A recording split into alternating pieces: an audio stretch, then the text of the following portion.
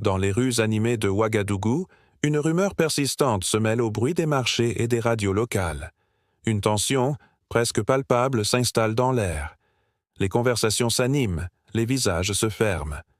Encore une attaque dans le nord, murmure-t-on. Les nouvelles sont sombres, et chaque jour apporte son lot de tragédies. Des vies sont perdues, des familles sont brisées, et un sentiment d'impuissance grandit au sein de la population. Les promesses de sécurité, autrefois source d'espoir, résonnent désormais comme un écho lointain et creux. Le pays, ce fier Burkina Faso, semble s'enfoncer inexorablement dans la peur. Le peuple a placé sa confiance, il a patienté, mais la patience, même la plus grande, a ses limites. Le pays des hommes intègres mérite bien plus que des lendemains incertains et des promesses non tenues. Loin de l'agitation civile, dans le silence feutré d'une caserne militaire, la même inquiétude ronge les cœurs et les esprits. À la faveur de la nuit, les voix se font plus basses, plus confidentielles. Les hommes sont épuisés, ils combattent sur le terrain, en première ligne, mais le sentiment de manquer de moyens, d'être les éternels oubliés, devient insupportable. Chaque perte est une blessure profonde, non seulement pour l'armée, mais pour la nation entière. Car les soldats, avant d'être des militaires, sont des fils du peuple. Et lorsque le peuple souffre, l'armée saigne avec lui. Au centre de ces discussions, une figure se détache, le capitaine Ibrahim Traoré. Il écoute ses hommes, il partage leur fatigue et leur frustration. Il sait que la situation ne peut plus durer. L'arrivée au pouvoir du lieutenant-colonel Damiba, quelques mois plus tôt, avait suscité une vague d'espoir. Un changement avait été promis, une nouvelle stratégie pour repousser les forces du mal et restaurer la paix. Mais sur le terrain, la réalité est tout autre. Les attaques se multiplient et la stratégie semble piétiner. Pour des hommes comme Traoré, les promesses ont perdu tout leur poids face au sang versé par leurs frères d'armes. Quand la patrie est en danger, quand elle saigne, les discours ne suffisent plus. Il est temps que quelqu'un assume ses responsabilités, non par ambition personnelle, mais par devoir sacré envers la nation. Un regard déterminé s'allume dans ses yeux, un choix lourd de conséquences est sur le point d'être fait. Le 30 septembre 2022, la tension atteint son paroxysme. Ouagadougou se réveille au son des tirs sporadiques.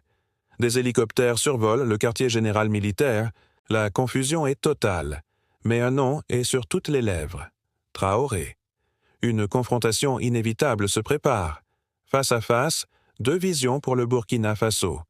D'un côté, le président Damiba, qui accuse le jeune capitaine de vouloir diviser une armée déjà fragilisée.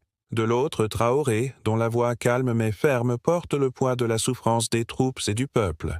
Son objectif, dit-il, n'est pas de diviser, mais de sauver. De sauver l'armée de l'intérieur, de la sauver du découragement et de l'inefficacité. Il rappelle à Damiba la raison de sa propre prise de pouvoir, redresser le pays. Mais le constat est amer. Rien, ou si peu, n'a changé. La spirale de la violence continue, emportant avec elle l'espoir d'un avenir meilleur. La question de Damiba est directe, presque un défi. Tu penses que tu feras mieux? La réponse de Traoré est humble mais puissante. Il ne se présente pas comme un sauveur, un homme providentiel. Son ambition est autre. Rendre la parole au peuple souverain et restaurer la dignité des soldats qui se battent au péril de leur vie. Un silence pesant s'installe. Les regards des deux hommes se croisent, portant en eux le destin de millions de Burkinabés. Le pays tout entier retient son souffle, suspendu à l'issue de ce duel au sommet de l'État. Après un long moment, la voix de Damiba se fait entendre, empreinte de résignation. Alors, que Dieu protège le Burkina Faso. Il se retire, laissant le champ libre à un nouveau chapitre de l'histoire tumultueuse du pays. Ce jour-là, à seulement 34 ans, le capitaine Ibrahim Traoré devient le plus jeune chef d'État au monde. La nouvelle de la démission de Damiba se répand comme une traînée de poudre. La peur et l'incertitude laissent place à une explosion de joie dans les rues. Une foule immense converge vers la place de la Nation, brandissant des drapeaux burkinabés et russes, scandant des slogans de soutien au nouveau pouvoir. « C'est fini, Damiba est parti », crie-t-on avec soulagement. Une nouvelle ère semble s'ouvrir. Bien sûr, la prudence reste de mise. Le pays a déjà connu tant de soubresauts, tant d'espoirs déçus. Mais cette fois, quelque chose semble différent. Le discours du capitaine Traoré résonne avec les aspirations profondes du peuple. Il parle de souveraineté, un mot qui a une résonance particulière au Burkina Faso. Il parle de dignité, de justice, de la nécessité pour le pays de se relever par ses propres forces. L'heure n'est plus à la dépendance, mais à l'affirmation.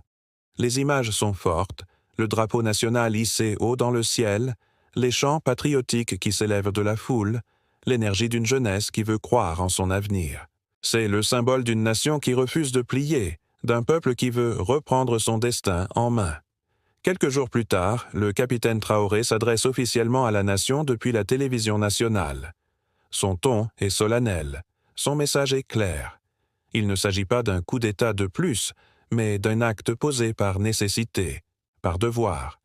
Il insiste sur le fait que le pouvoir n'est pas une fin en soi.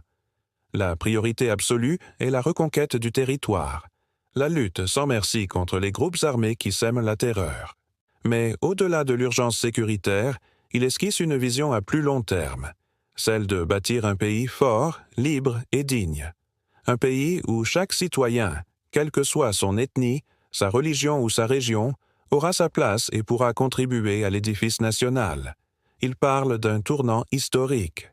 Et il martèle que ce tournant ne pourra être négocié que collectivement. C'est un appel à l'unité, au rassemblement de toutes les forces vives de la nation.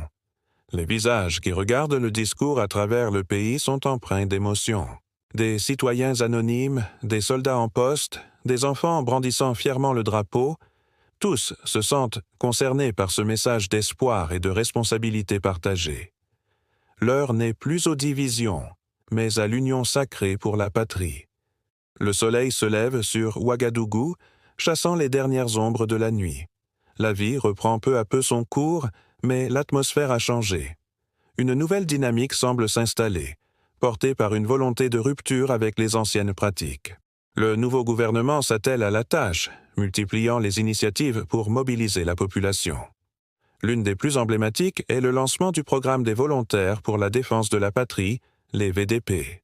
Des milliers de citoyens répondent à l'appel, prêts à prendre les armes aux côtés de l'armée pour défendre leur village et leur famille.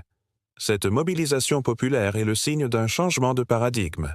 La guerre contre le terrorisme n'est plus seulement l'affaire des militaires, elle devient l'affaire de tous. C'est la nation tout entière qui se dresse contre l'adversité. Dans les villages, dans les villes, un nouvel esprit de résilience et de patriotisme émerge. On parle de panafricanisme, de souveraineté retrouvée, de diversification des partenariats internationaux. Le Burkina Faso cherche sa propre voie, loin des schémas imposés de l'extérieur. Bien sûr, le chemin est encore long et semé d'embûches. La situation sécuritaire reste fragile, et les défis économiques et sociaux sont immenses. Mais un espoir est né. L'espoir que, peut-être enfin, le pays des hommes intègres retrouvera la paix et la stabilité qu'il recherche depuis si longtemps. Le vrai combat ne fait que commencer. C'est un combat quotidien, mené sur le front militaire, mais aussi sur le front du développement, de l'éducation, de la justice sociale et de la réconciliation nationale. C'est le combat de tout un peuple pour écrire une nouvelle page de son histoire, une page de dignité, de fierté et de victoire. Merci d'avoir regardé cette vidéo jusqu'au bout. Si ce contenu vous a plu, n'hésitez pas à vous abonner à la chaîne pour ne rien manquer de nos prochaines analyses. Votre soutien est précieux. À très bientôt.